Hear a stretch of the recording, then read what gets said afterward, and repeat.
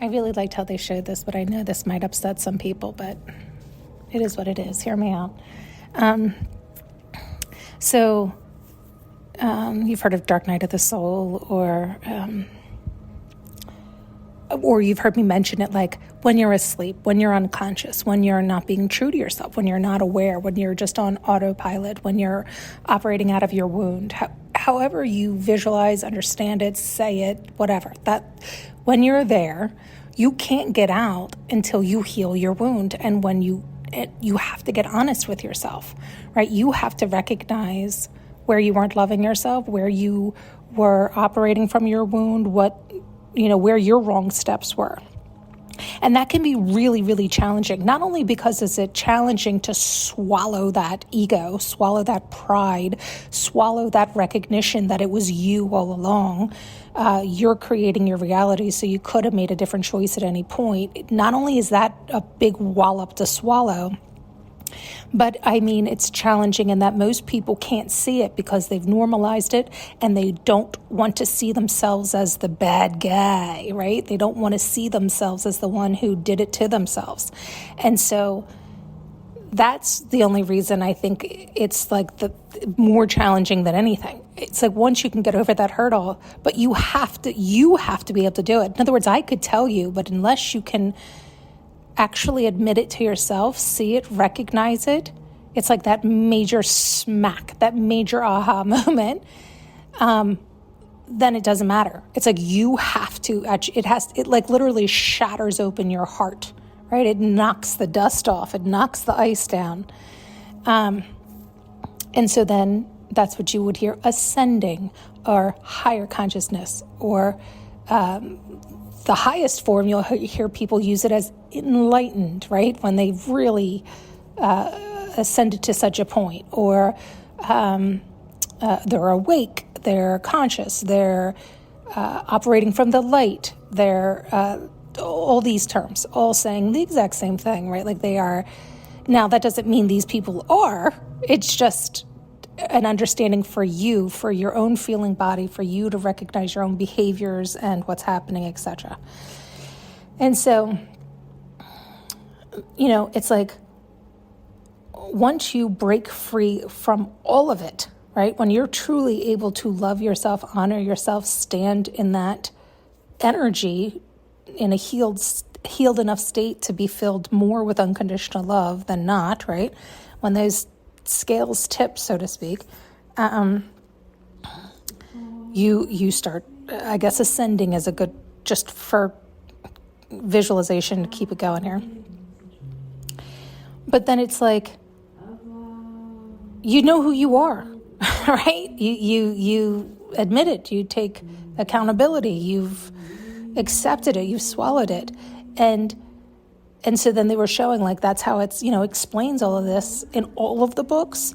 But they take me to Revelations a lot. I think it's just because it's an easy playbook for me to hear it through.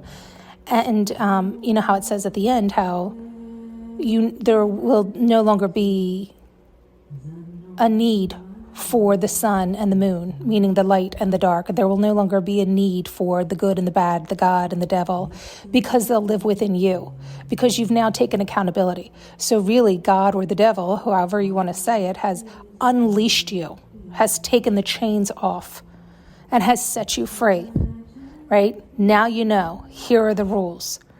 You only get chained back up if you I don't know, I don't even think you can, right? Like once you know. And so, but there's so many people who still need to be let on that leash. They still need to hope and pray and wish and wait, right? Instead of proactively figuring it out and loving themselves and taking the reins themselves. And that's fine, right? Like that's fine. The God or the devil or however you want to see it or say it or understand it, because you could be operating with lower energies. So then we would call that the devil, or you could be operating from the highest energy. We would call that God. And there is, all these energies that are always here to assist us and always here to lock us up and chain us up. And depending on where you are is going to determine a lot of things, but ultimately, you can set yourself free of all of that and like, I was going to say commune with, but discuss with, engage with, be friends with unconditional love, God, the source, Allah, the highest vibration of all. But also recognizing you have free will. You're free now. You're free. It's like the genie is set free. So, it explains all of that, and it says all of that, even in the Bible, for very religious folk. But they likely wouldn't read it or hear it or interpret it that way because they're still living in the fear and the lack and the less than and the righteousness and all of that. And so they can't break through. It is extremely challenging, especially when you're indoctrinated in that, right? When you're fed that and that is what you've been fed for so long. I think there's actually a book they talk about that. I think it's David, where he was like, please don't feed me this king's bullshit, right?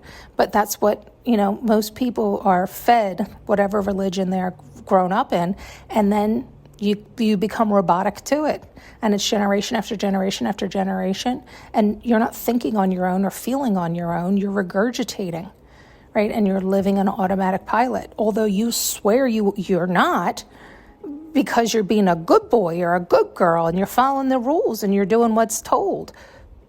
And they still can't hear it or see that they're being led on a leash and that they are a machine that has been programmed. They can't see it and they're not willing to see it. That's painful. That is painful shit. And so I liked how they just showed it and verbalized it and explained it, relating it to that. I think I like to relate it to that a lot because I love that they take me there now, and I enjoy reading it now and hearing all the stories and understanding them from the higher vibration, but also because it's so sad knowing, like, I grew up in Catholicism and how it is fed to us at a fear state. And it's not because they don't believe it. I think they all believe it. Very much so. Very, very much so, right? So it's like, it's sad to see that they can't break free, but at the same time, we talk about this a lot. It's like they might be living in lack and misery and suffering, but they also have been taught and they really believe that's the way to be the slaves, to be the robots to this world, and to keep doing their thing. And one day they'll die and go to heaven, not recognizing here is their chance and their opportunity to take the bull by the horns. If they're not afraid, if they're not righteous, if they can break through. That's just too challenging. Basically, they're lazy, right? Lazy mentally to conquer that. And so it's much easier to just, no, let's just keep doing this. I've been doing this for 20 years, 30 years, 40 years, 50 years, 60 years, 70 years. I can't hear that now. I'm about to be ashes, right? Like it's like, that's what? This is new news. I've never thought on my own before. How dare you suggest, it's like beyond. And so I know that's ruffling a lot of feathers. I don't mean to, but I'm also being guided to wake people up. But again, it's, choice. And, it is what it is. Thanks so much for tuning in and listening. You can now purchase an audio journey with me using the link below.